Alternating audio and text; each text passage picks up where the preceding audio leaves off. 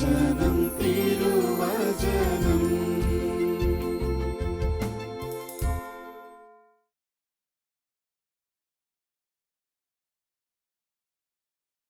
ഏറ്റവും പ്രിയപ്പെട്ട സഹോദരരെ, എന്നെ ശ്രവിക്കുന്ന നിങ്ങളിലധികം പേരും കുടുംബജീവിതം നയിക്കുന്നവരാണ് എന്നെനിക്കറിയാം. നിങ്ങളുടെ കുടുംബജീവിതത്തിന് കരുത്തേകുന്ന ഒരു മാതൃകാ കുടുംബത്തെക്കുറിച്ച് നിങ്ങളുമായി പങ്കുവയ്ക്കുവാനാണ് ഞാനിപ്പോൾ ആഗ്രഹിക്കുന്നത്. ലിസുവിലെ വിശുദ്ധ കൊച്ചുത്രേസ്യായുടെ കുടുംബം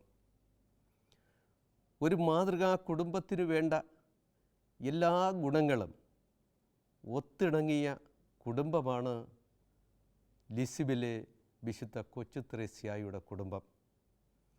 2015 ഒക്ടോബർ 4 മുതൽ 25 വരെയുള്ള ദിവസങ്ങളിൽ വത്തിക്കാനിൽ ഒരു കുടുംബ സിനഡ് നടക്കുകയുണ്ടായല്ലോ. ആ കുടുംബ സിനഡിന് മധ്യേ 18-ാം തീയതി വിശുദ്ധ കൊച്ചുത്രേസ്യയുടെ മാതാപിതാക്കളായ ലൂയി മാർട്ടിനെയും സെലിൻ ഗൊരിനെയും പരിശുദ്ധ പിതാവ് ഫ്രാൻസിസ് മാർപ്പാപ്പ വിശുദ്ധരായി പ്രഖ്യാപിക്കുകയുണ്ടായി. ലൂയി മാർട്ടിൻ ചെറുപ്പത്തിൽ ഒരു വൈദികനാകാൻ ആഗ്രഹിച്ച യുവാവായിരുന്നു.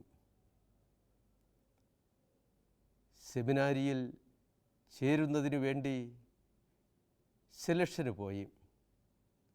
മെത്രാനച്ചൻ ഇൻ്റർവ്യൂ നടത്തി. ഇൻ്റർവ്യൂവിൽ ലാറ്റിൻ ഭാഷ വേണ്ട പോലെ അറിഞ്ഞുകൂടാത്തത് കൊണ്ട് ലൂയി മാർട്ടിനോട് പിതാവ് പറഞ്ഞു, ലൂയി മാർട്ടിൻ വീട്ടിൽ പോയി മാതാപിതാക്കളോടൊപ്പം ജീവിച്ച് ഒരു വിശുദ്ധനായി മാറുക. കൊച്ചുത്രേസ്യായുടെ അമ്മ സെലിൻ ഗൊരിൻ കുഞ്ഞുനാളിൽ ഒരു കന്യാസ്ത്രീയാകാൻ ആഗ്രഹിച്ചവളാണ്. മഠത്തിൽ ചേരുകയും കുറച്ചു ദിവസം അവിടെ പരിശീലനം നേടുകയും ചെയ്തു. സെലിൻ ഗൊരിന് ആരോഗ്യസ്ഥിതി പോരായികയാൽ മഠാധിപതി പറഞ്ഞു, മോളെ, നീ വീട്ടിൽ പോയി മാതാപിതാക്കളോടൊപ്പം താമസിച്ച് കുടുംബജീവിതം നയിച്ച് ഒരു വിശുദ്ധയാവുക. രണ്ടുപേരും അങ്ങനെ വീടുകളിലെത്തി അവർ മാതാപിതാക്കളോടൊപ്പം കഴിയവേ ദൈവത്തിൻ്റെ പരിപാലനയിൽ മാതാപിതാക്കൾ വഴി സെലിൻ ഗൊരിനും ലൂയി മാർട്ടിനും തമ്മിൽ വിവാഹം നടന്നു. അവരുടെ ദാമ്പത്യത്തിൽ 9 മക്കൾ ജനിച്ചു. 4 കുഞ്ഞുങ്ങൾ അകാലത്തിൽ മൃതിയടഞ്ഞു. വിശുദ്ധ കൊച്ചുത്രേസ്യയ്ക്ക് 4 വയസ്സുള്ളപ്പോൾ അമ്മ സെലിൻ ഗൊരിൻ മരണപ്പെട്ടു. അമ്മ മരിക്കുന്നതിന് ഏതാനും ദിവസം മുമ്പ് കട്ടിലിൻ്റെ അരികിലേക്ക് 5 മക്കളെയും വിളിച്ചു വരുത്തി. അമ്മയ്ക്ക് ചുറ്റും കട്ടിലിൽ ഈ 5 മക്കളെയും ഇരുത്തിയിട്ട് അവരുടെ മുഖത്തേക്ക് നോക്കിയിട്ട് അമ്മ പറഞ്ഞു, മക്കളെ, ഒരമ്മ എന്ന നിലയ്ക്ക് നിങ്ങളെ വിശുദ്ധരായി വളർത്തുക എന്നുള്ളതാണ് എൻ്റെ ചുമതല. അത് ഞാൻ ഭംഗിയായി നിർവഹിച്ചു എന്നാണ് തോന്നുന്നത്. മാതൃത്വത്തിന് സുന്ദരമായൊരു ഉത്തരം നൽകിക്കൊണ്ട് അമ്മ വിട പറയുന്നു. ലോകത്തുള്ള എല്ലാ അമ്മമാർക്കും ഇതൊരു ഉത്തമ മാതൃകയാണ്. മക്കളെ വിശുദ്ധരായി വളർത്തുക എന്നുള്ളതാണ് കുടുംബത്തിൽ മാതാപിതാക്കൾക്കുള്ള പ്രഥമതായുള്ള കടമ. ഈ സന്ദർഭത്തിൽ വിശുദ്ധ അൽഫോൺസാമ്മയെ ഒന്ന് ഓർക്കുന്നത് നല്ലതാണ്. ജനിച്ച് 3 മാസമായപ്പോൾ കുഞ്ഞിന് അമ്മ നഷ്ടപ്പെട്ടു. മാതൃ സഹോദരി മുട്ടുച്ചിറ അന്നമ്മയാണ് ഈ കുഞ്ഞിനെ ഏറ്റെടുത്ത് വളർത്തുന്നത്.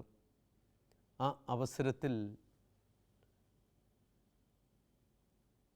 അൽഫോൺസ അമ്മയുടെ ഉത്തരവാദിത്വം ഏറ്റെടുക്കുന്ന ആ സന്ദർഭത്തിൽ അമ്മ ഇപ്രകാരം ഒരു ദൃഢനിശ്ചയം ചെയ്തു. പെറ്റമ്മ ഇല്ലാത്തതിൻ്റെ പേരിൽ എൻ്റെ ഈ കുഞ്ഞിന് ഒരു കുറവും വരുവാൻ പാടില്ല. വളർന്നു വരുമ്പോൾ ആരും അവളെപ്പറ്റി ഒരു കുറ്റവും പറയുവാൻ ഇടവരരുത്. സ്വഭാവ ദൂഷ്യം കൊണ്ട് അവളെ ആരും മാറ്റി നിർത്തുവാൻ ഇടവരാൻ പാടില്ല. മാതാപിതാക്കളുടെ സ്വപ്നം മക്കളുടെ വിശുദ്ധിയായിരിക്കണം.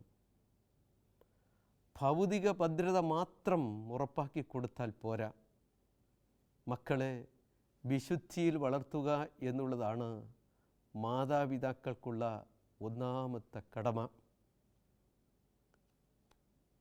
തോബിത്ത് മരണക്കിടക്കയിൽ കിടക്കുമ്പോൾ മകൻ തോബിയാസിനെ അടുക്കൽ വിളിച്ചിട്ട് പറയുകയാണ്, മോനെ, നീ ദരിദ്രനായിരിക്കുന്നതിൽ ആശങ്കപ്പെടേണ്ട. നീ ദൈവത്തിന് ജീവിതത്തിൽ 1-ാം സ്ഥാനം നൽകുകയും പാപത്തിൽ നിന്ന് വിട്ടു നിൽക്കുകയും ദൈവഭക്തി ഉണ്ടായിരിക്കുകയും ചെയ്താൽ നിനക്ക് സമ്പത്തുണ്ടാകും, ഇഷ്ടം പോലെ ഉണ്ടാകും. സുഭാഷിതങ്ങളുടെ പുസ്തകം 31-ാം അധ്യായം 10 മുതലുള്ള വാക്യങ്ങളിൽ ഉത്തമയായ ഭാര്യയ്ക്ക് വേണ്ട ഗുണഗണങ്ങളെക്കുറിച്ച് അവിടെ രേഖപ്പെടുത്തിയിട്ടുണ്ട്. 18-ാമത്തെ വാക്യത്തിൽ പറയുന്നത്, രാത്രിയിൽ അവളുടെ വിളക്ക് അണഞ്ഞു പോകുന്നില്ല. ഏത് പ്രതിസന്ധിയിലും ഉത്തമയായ ഭാര്യ കുടുംബത്തിൽ വെളിച്ചം കെടാതെ സൂക്ഷിക്കും. സെലിൻ ഗൊരിയുടെ ജീവിതം അതാണ് നമുക്ക് കാണാൻ സാധിക്കുന്നത്. സെലിൻ്റെ ദാമ്പത്യത്തിൻ്റെ 7-ാം വർഷം അവൾക്ക് മാരകമായ വിധത്തിൽ ക്യാൻസർ രോഗം പിടിപെട്ടു. വേദന സഹിച്ചുകൊണ്ട് അവൾ ഭാര്യയ്ക്കെടുത്ത ഉത്തരവാദിത്വവും അമ്മയെന്ന നിലയ്ക്കുള്ള ഉത്തരവാദിത്വവും ഭംഗിയായി നിർവഹിക്കുന്നതായി നമുക്ക് കാണാൻ സാധിക്കും. ഭർത്താവ് ചെറിയ തൊഴിൽ ചെയ്താണല്ലോ കുടുംബത്തെ പുലർത്തുന്നത്. അതുകൊണ്ട് അധികം ഭാരപ്പെടുത്താതിരിക്കുന്നതിന് വേണ്ടി തയ്യൽ പണി പോലും ചെയ്ത് ആ കുടുംബത്തെ നയിക്കുന്നതിന് സെലിൻ ഗൊരിൻ സന്നദ്ധയാകുന്നു.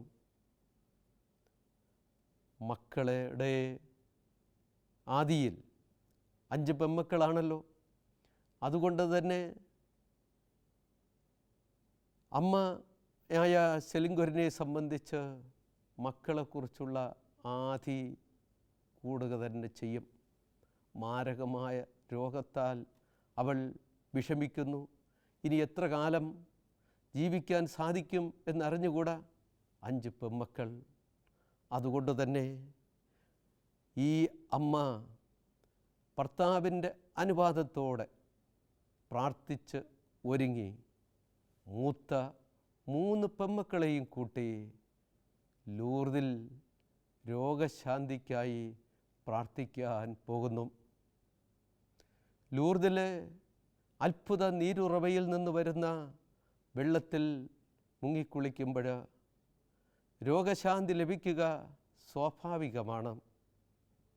ഇതറിയാവുന്ന ഈ സെലിൻ ഗൊരിൻ അവിടേക്ക് മൂത്ത 3 പെൺമക്കളെയും കൂട്ടി അവിടേക്ക് പോകുന്നു. ഓരോ ദിവസം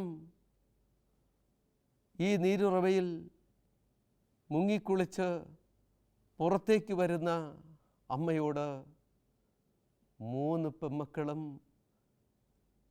കാത്തിരുന്ന് ചോദിക്കും, അമ്മേ സുഖമായോ? അമ്മ പറയും, ഇല്ല മക്കളെ, സാരമില്ല. അങ്ങനെ 3 ദിവസം തുടർന്നു. 3 ദിവസവും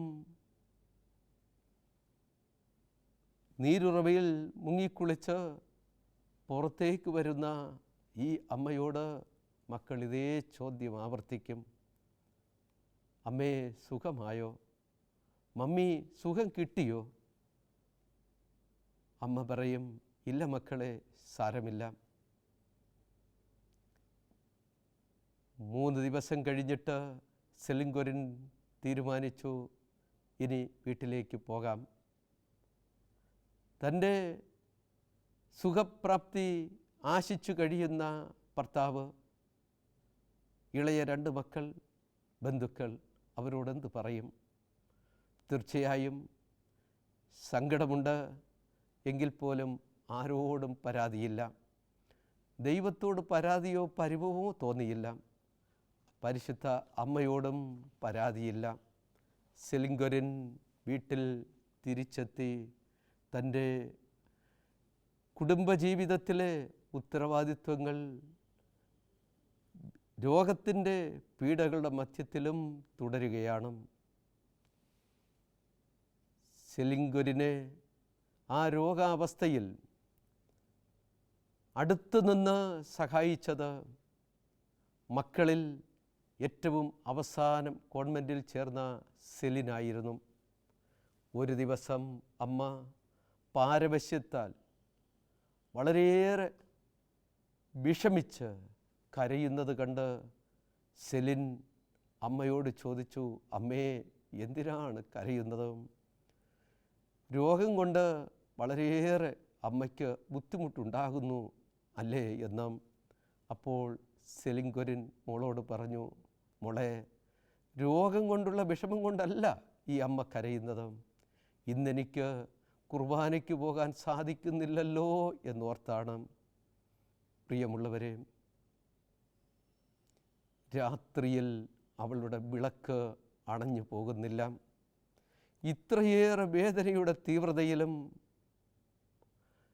കുടുംബ ഭദ്രതയ്ക്ക് വേണ്ടി, കുടുംബത്തിൻ്റെ നന്മയ്ക്ക് വേണ്ടി ദൈവം നൽകിയ ആ വിശ്വാസ വെളിച്ചം കെടാതെ സൂക്ഷിക്കുന്ന ഒരു അമ്മയെയാണ് കൊച്ചു ത്രേസ്യായുടെ അമ്മയിൽ നമുക്ക് കാണാൻ സാധിക്കുന്നത്. ദൈവം നൽകിയ ആ ആത്മീയ വെളിച്ചം കെടാതെ സൂക്ഷിക്കാൻ കാണിക്കുന്ന ജാഗ്രത ലോകത്തുള്ള എല്ലാ അമ്മമാർക്കും ഉത്തമ മാതൃകയാണ്. വിശുദ്ധ കൊച്ചു ത്രേസ്യായെ വിശുദ്ധയായി പ്രഖ്യാപിക്കുന്നതിന് മുമ്പ് വത്തിക്കാനിൽ നാമകരണത്തിനുള്ള അന്വേഷണ കോടതിയിൽ 4 സഹോദരിമാരെയും വരുത്തി കാര്യങ്ങൾ തിരക്കുകയുണ്ടായി. ഈ 4 മക്കളും ഏകയോഗമായി പറഞ്ഞു, അമ്മ ഞങ്ങളെ അമിതമായി ലാളിച്ചിട്ടില്ല. ലളിതമായ ജീവിതം നയിക്കുന്നതിന് അമ്മ ഞങ്ങളെ പരിശീലിപ്പിച്ചു. വിശുദ്ധി വിട്ട് വ്യതിചലിക്കുന്നതിന് അമ്മ അനുവദിച്ചില്ല. അഭിമാനത്തോടു കൂടിയാണ് ഈ 4 മക്കളും സ്വന്തം അമ്മയെക്കുറിച്ച് ഇങ്ങനെ പറയുന്നത്. ഇന്ന് പല അമ്മമാർക്കും മക്കളെ ആർഭാടത്തിലും ധൂർത്തിലും പൊങ്ങച്ചത്തിലും വളർത്തുവാനും അതൊക്കെ ഒരു ആഭരണങ്ങളായി അണിയിച്ച് അവരെ വളർത്തി അവരെ നശിപ്പിക്കാനുമാണ് പലപ്പോഴും അമ്മമാർക്കിഷ്ടം. ഇവിടെ നമ്മൾ ചിന്തിക്കണം, കുടുംബത്തിൽ മാതാപിതാക്കൾ മക്കളെ എങ്ങനെയാണ് പരിശീലിപ്പിക്കേണ്ടത് എന്ന് നമുക്ക് നൽകുന്ന നല്ല പാഠങ്ങൾ ഇങ്ങനെ വിശുദ്ധരായ മാതാപിതാക്കൾ നമുക്ക് നൽകുന്നുണ്ട്. വിശുദ്ധ മരിയ ഗൊരേത്തി 13-ാം വയസ്സിൽ ജീവിത വിശുദ്ധിക്ക് വേണ്ടി രക്തസാക്ഷിത്വം വരിച്ചവളാണ്. വിശുദ്ധ മരിയ ഗൊരേത്തി 13-ാം വയസ്സിൽ ജീവിത വിശുദ്ധി കാത്തു സൂക്ഷിക്കുന്നതിന് വേണ്ടി രക്തസാക്ഷിത്വം വരിക്കേണ്ടി വന്നവളാണ്. മരിയ ഗൊരേത്തിയെ വിശുദ്ധയായി പ്രഖ്യാപിക്കുന്ന അവസരത്തിൽ സെൻറ്റ് പീറ്റേഴ്സ് സ്ക്വയറിൽ തടിച്ചുകൂടിയ വൻപിച്ച ജനാവലിയിൽ ഒരാൾ മരിയ ഗൊരേത്തിയുടെ അമ്മ അസൂന്ത മേരിയായിരുന്നു. അവിടെ നടന്ന തിരുക്കർമ്മങ്ങൾക്ക് ശേഷം അവിടെ ഉണ്ടായിരുന്ന പത്രക്കാർ ഈ അമ്മയുടെ അടുക്കൽ ഓടിക്കൂടി. ആ പാവപ്പെട്ട ക്ഷീണിച്ച അമ്മയുടെ അടുക്കൽ ഓടിയെത്തിയിട്ട് പറഞ്ഞു, അമ്മേ, അമ്മയാണ് ഇന്നത്തെ താരം. ലോകത്തുള്ള എല്ലാ ദേവാലയങ്ങളിലും വണങ്ങുന്നതിന് യോഗ്യയായ ഒരു മകളെ പ്രസവിച്ച് വളർത്തിയ അമ്മ ഒരു വലിയ മഹതിയാണ്. അമ്മയ്ക്ക് ലോകത്തോട് എന്താണ് പറയുവാനുള്ളത്? ഈ അമ്മ അവരോട് വളരെ വിനയത്തോടുകൂടെ പറഞ്ഞു, എനിക്ക് നിങ്ങൾക്ക് പറഞ്ഞു തരാൻ പ്രത്യേകിച്ച് അറിവൊന്നുമില്ല, എനിക്ക് പഠിപ്പും വിദ്യാഭ്യാസവും ഒന്നുമില്ല. പക്ഷെ ഒരു കാര്യം എനിക്കറിയാം, എൻ്റെ മക്കളെ എങ്ങനെ വളർത്തണമെന്ന് എനിക്കറിയാം. പാപത്തേക്കാൾ മരണമാണ് നല്ലതെന്ന് ഞാൻ എൻ്റെ മക്കളെ പഠിപ്പിക്കുകയും പരിശീലിപ്പിക്കുകയും ചെയ്തു എന്ന്. പ്രിയമുള്ളവരെ, ഒരു കുടുംബത്തിൽ മാതാപിതാക്കൾ മക്കൾക്ക് ആദ്യം നൽകേണ്ടത് ദൈവത്തെയാണ്. ദൈവത്തെ നൽകിക്കഴിയുമ്പോൾ ബാക്കിയെല്ലാം സ്വാഭാവികമായി കിട്ടിക്കൊള്ളും.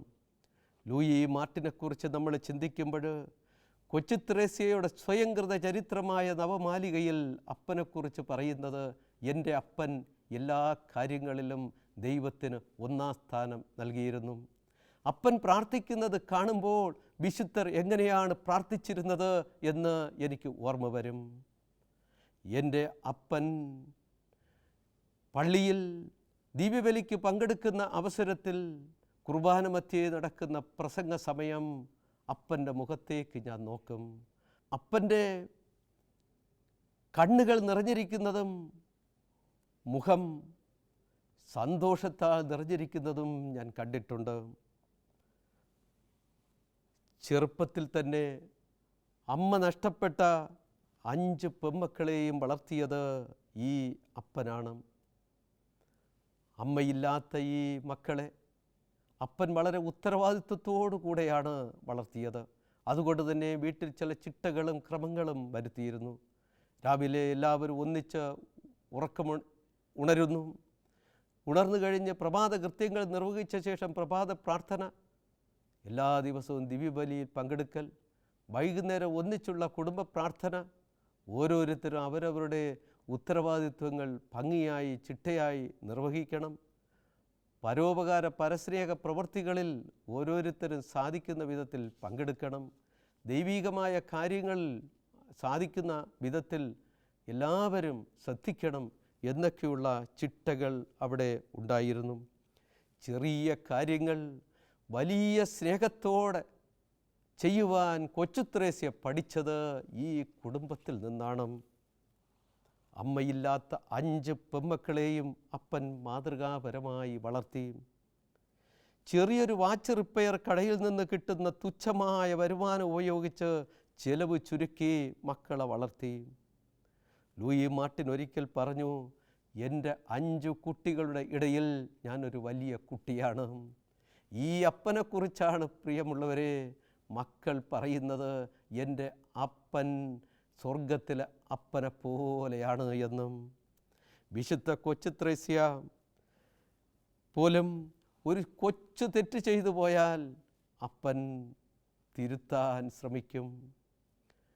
എല്ലാവരെയും ശ്രദ്ധയോടെ വളർത്തുന്നതിന് ഈ അപ്പൻ വളരെയേറെ താല്പര്യം കാണിച്ചു.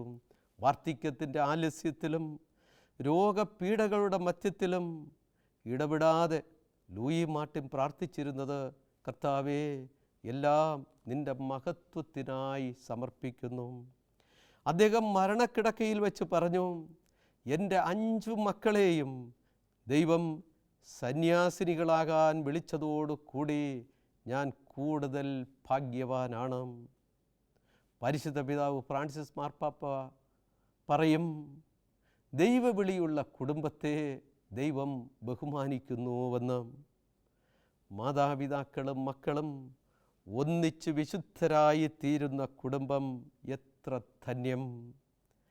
എല്ലാ കുടുംബങ്ങൾക്കും മാതൃകയാണ് വിശുദ്ധ കൊച്ചുത്രേസ്യായുടെ ഈ കുടുംബം. മനസ്സുണ്ടെങ്കിൽ കുടുംബത്തിലെ എല്ലാവർക്കും വിശുദ്ധരാകാമെന്ന് തെളിയിക്കപ്പെടുകയാണ്. നസ്രത്തിലെ ഉണ്ണീശോയുടെ കുടുംബവും ലിസുവിലെ കൊച്ചു റാണിയുടെ കുടുംബവും നമുക്ക് എല്ലാ കുടുംബങ്ങൾക്കും മാതൃകയും അനുഗ്രഹവുമാണ്. ദൈവത്തിൻ്റെ പദ്ധതിയോട് പൂർണ്ണമായി സഹകരിച്ച് കുടുംബജീവിതത്തിൽ അടങ്ങിയിരിക്കുന്ന അനിവാര്യമായ കുരിശുകളെ തള്ളിക്കളയാതെ പഠിക്കാതെയും ആരോഗ്യകരമായ അസ്വസ്ഥതകളാക്കി മാറ്റി ക്രിസ്തുവിനോട് ചേർന്ന് ജീവിക്കുമ്പോഴാണ് കുടുംബജീവിതം വിശുദ്ധമാകുന്നത്, കുടുംബാംഗങ്ങൾ വിശുദ്ധരാകുന്നത്. അതിലേക്കാണ് ദൈവം നമ്മെ വിളിച്ചിരിക്കുന്നത്. ദൈവം നമ്മെ അനുഗ്രഹിക്കട്ടെ.